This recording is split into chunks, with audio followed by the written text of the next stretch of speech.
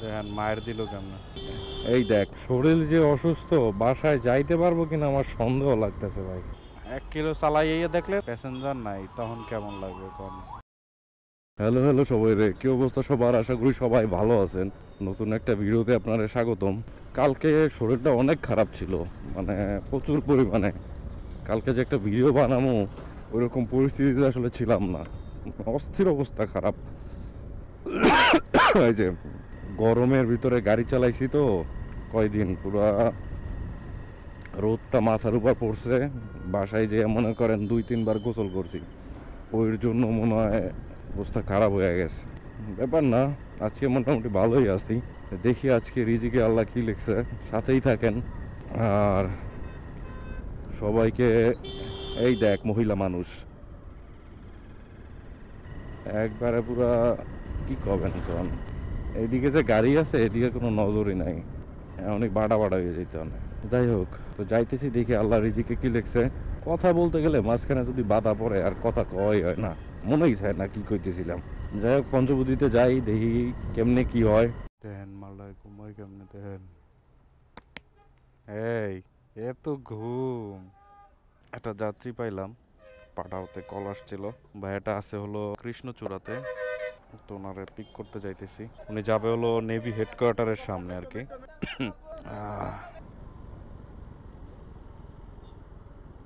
সে police, আবার ফোনে হাত দিয়ে কথা কয়, নাই হেলমেট। কি কবেন এখন কন?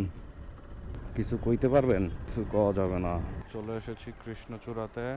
তো ভাইয়াটারে পিক করলাম। তো এইখান দিয়ে বেরোয় যাবো ডান পাশ দিয়ে। 45 মিনিট পরে একটা যাত্রী পেলাম। তো তো ভাইয়াটাকে নামাই দিলাম, বিল আসছে 241 টাকা। ঠিক আছে ঠিক আছে ভাইয়া, ঠিক আছে।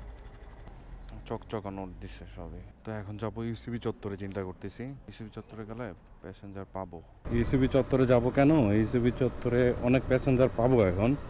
8টা বাজে তো সবাই অফিসে যাবে।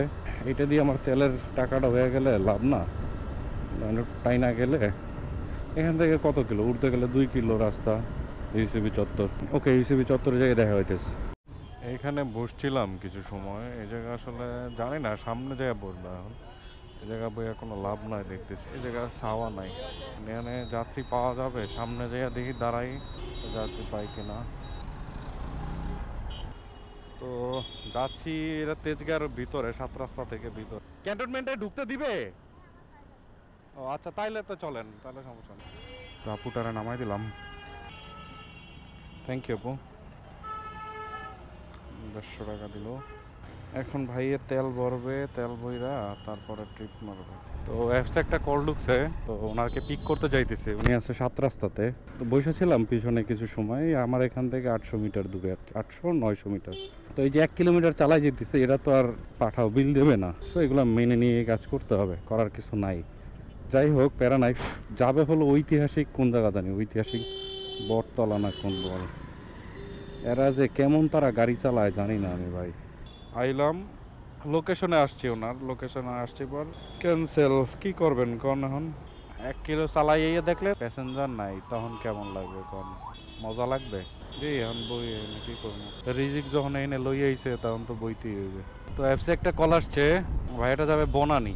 চিন্তা করি যাই, এইদিকে তো ছোটখাটো রাইড মারলে ভালো। কত সুন্দর মেয়েরাও সাইকেলিং করে, বাহ ভালোই তো।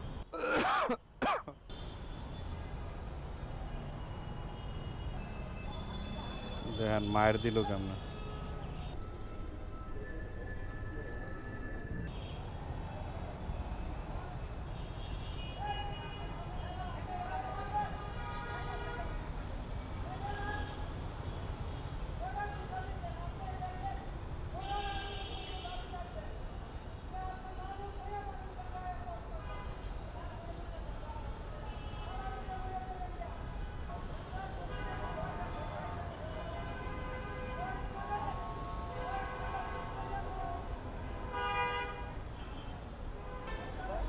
ওই জায়গায় চাবির খেলা চলতে আছে।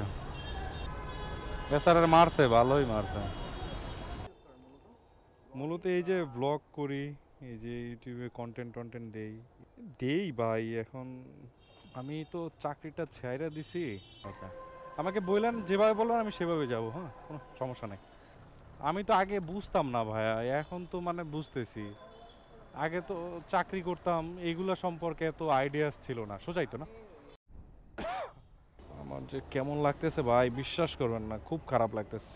অফিস এইটা ও, পেটের ভিতরে অনেক ব্যথা করতেছে, অনেক। খাইছি ভাই, খায়া আসছি।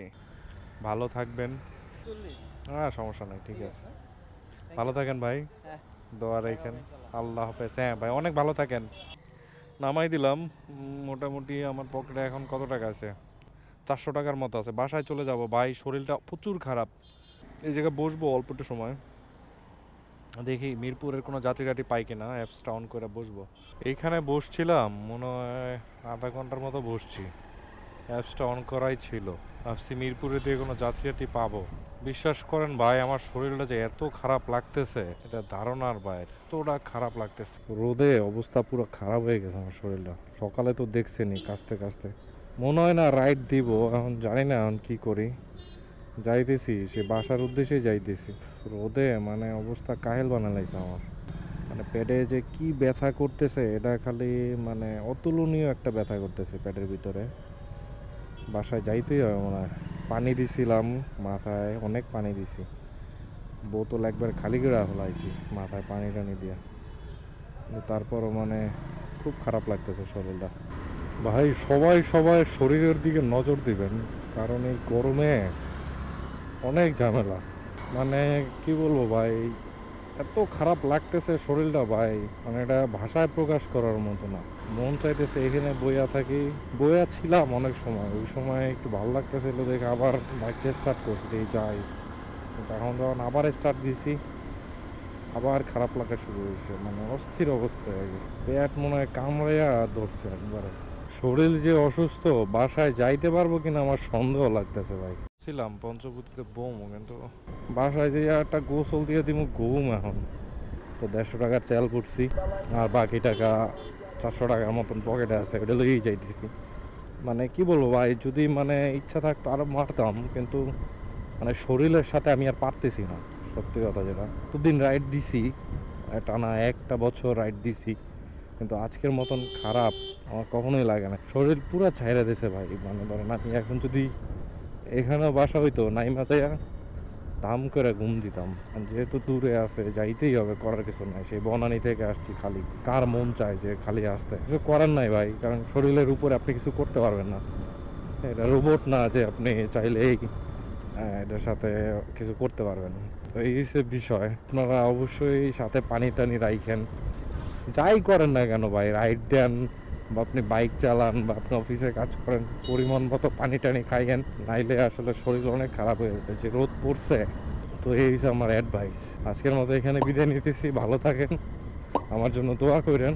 আল্লাহ হাফেজ।